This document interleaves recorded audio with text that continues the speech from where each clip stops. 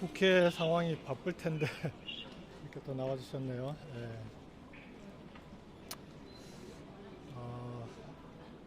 우선 계엄령이 내려진 상황에서도 80년 서울의 봄과 같은 비극적인 상황이 생기지 않도록 슬기롭고 현명하게 대처해 주신 국회와 국민들께 진심으로 경의를 표합니다.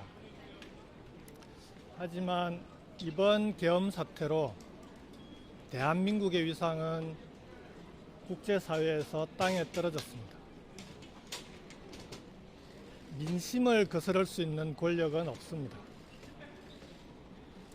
이 위기를 초래한 무모한 권력에 대한 탄핵은 이제 거스를 수 없는 국민의 명령이 되었습니다.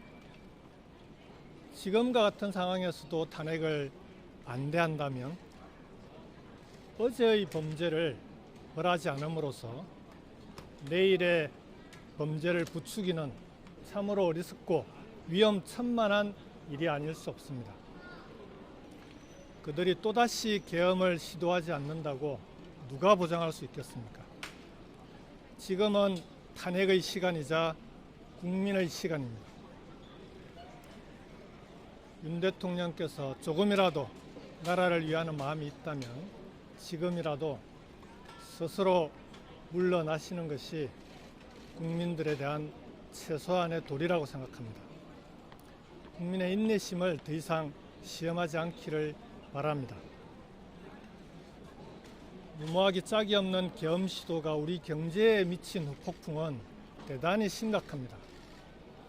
우리 대한민국은 이전에도 남북 분단이나 자본시장의 미비로 인해서 코리아 디스카운트가 작동해 오고 있는 그런 어려운 곳입니다. 그곳에서 이번 계엄 사태로 인해서 국제사회에서 세계시장에서 우리 기업들이 그리고 우리 자본들이 다른 나라와 경쟁하기가 더 어려워지는 코리아 디스카운트가 더 확대되고 있는 상황입니다. 이런 상황을 해결하기 위해서는 한시라도 빨리 정치적인 불확실성을 제거해야 합니다. 그것만이 대한민국 경제를 구할 수 있는 유일한 해법이라고 생각합니다. 마지막으로 정치인의 한 사람으로서 국민들께 송구하다는 말씀을 드리지 않을 수 없습니다. 지금 대한민국의 위기에 가장 큰 책임이 있는 사람은 윤 대통령과 그리고 현 정권이라는 것은 두말할 나위가 없습니다. 하지만 오늘 우리의 현실에 저를 포함한 우리 정치권이 모두 공동의 책임이 없다고 누가 얘기할 수 있겠습니까?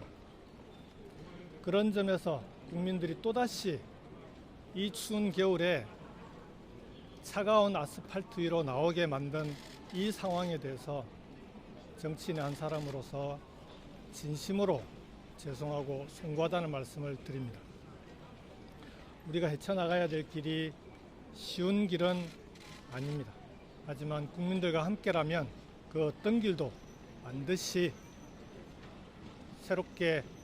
새로운 대한민국을 만들어 나갈 수 있다라는 확신을 가지고 국민들과 늘 함께 하겠습니다. 고맙습니다.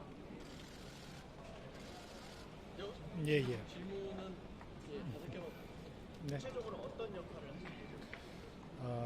지금 외국 생활을 하다가 이번 사태로 인해서 갑자기 귀국한 상황입니다. 지금은 국민의 한 사람으로서, 시민의 한 사람으로서 지금의 대한민국의 위기 상황을 빨리 해소하는데 함께하는 것이 저로서는 가장 중요한 역할이라고 생각합니다. 구체적으로 어떤 역할을 할지는 그 속에서 함께 찾아가도록 하겠습니다. 오늘 귀국하자마자 이재명 대표 만나기로 예정하셨는데 어떤 말씀하실지.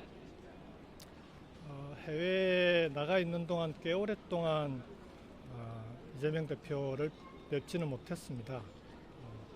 우리 당의 대표시니까 당연히 뵙는 것이 당연하지 않겠습니까? 이번 계엄 사태 과정에서 국회의장님을 포함해서 민주당의 이재명 대표 그리고 각 당의 대표들께서 계엄이 원만하게 조기에 해소될 수 있도록 중요한 역할을 해주셨고, 이 점에 대해서 해외에 있는 교민들께서 대단히 고마워하고 높게 평가하고 계십니다. 그분들께서 한국에 들어가게 되면 우리 국회 지도자분들께 감사 인사를 꼭 전해달라는 말씀도 있으셨고, 겸사겸사 뵙고 여러 가지 상의를 드리려고 합니다. 한 가지 말씀드리고 싶은 건 유럽에 있으면서 각 나라 특히 정치가 대단히 안정적인 나라들을 보면 그 나라들의 가장 중요한 특징이 국민들 속에 깊이 뿌리박고 있는 정당들입니다. 어떤 정당들이 그 나라의 정치를 이끌어 나가는가가 그 나라의 정치 문화와 수준을 결정한다라고 생각이 들 정도입니다. 우리 대한민국도 이제는 우리의 정당이 그런 국민들 속에 깊이 뿌리 내릴 수 있는, 그렇게 해서 우리 정치도 국민들로부터 신뢰받고 안정적으로 대한민국을 이끌어 나갈 수 있는 그런 정당을 함께 만들 수 있다면 그 과정에서 제가 할 수 있는 역할을 가지고 상의도 드리고 제가 할 수 있는 역할을 최선을 다하도록 할 생각입니다. 그러니까 탄핵의 시간이라고 하셨는데 지금 국민의힘에서 당론으로 반대 입장을 내서 예. 국민들이 좀 불확실성이 커진 상황인데 지금 이 상황 어떻게 진행돼야 한다고 보세요? 저는 국민의힘이 정치적인 이유로 또는 정략적인 이유로 탄핵을 반대하는 것은 아까도 말씀드렸듯이 어제의 범죄를 벌하지 않으면 내일의 범죄를 부추기는 위험천만한 일이라고 생각합니다. 비록 지금은 국민의힘이 반대하고 있지만 국민들의 분노가 어느 정도인지를 눈으로 확인하게 되면 국민의힘에서도 저는 변화가 있을 거라고 생각합니다. 우리 국민들의 힘으로 지금은 이 정권이 조기에 교체될 수 있는 길을 찾는 것이 지금으로서는 무엇보다 중요하다고 생각하고, 국민의힘도 그 길에 국민과 함께 하겠다면 반드시 함께 할 것이라고 생각합니다. 지금 윤석열 정권 때문에 많이 힘들어서 국민들과 국회의원들이 거리로 나와서 윤석열 탄핵을 외치고 계엄령까지 왔잖아요. 네. 해외에 계실 때 조금 더 일찍 오셔서 함께 해주시는 게 좀 좋았을 텐데 앞으로 어떻게 계획을 하고 있어요? 그러게 말입니다. 저는 이런 계엄령이 대한민국 사회에서 계엄령을 다시 보게 될 거라고는 꿈에도 생각하지 못했습니다. 비록 정치가 여러 가지로 어렵긴 하지만 우리 정치 지도자들이 국민들과 함께 슬기롭게 잘 헤쳐나갈 것이라고 생각을 했고요.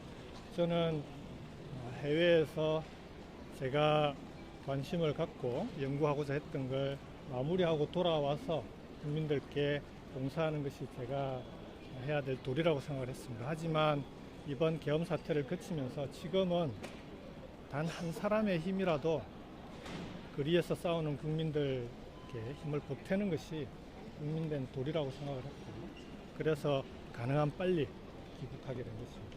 다음 일정 때문에 마지막 하나만 받겠습니다. 기사님 혹시 윤석열 대통령께 직접 말씀하시고 싶은 게 있나요?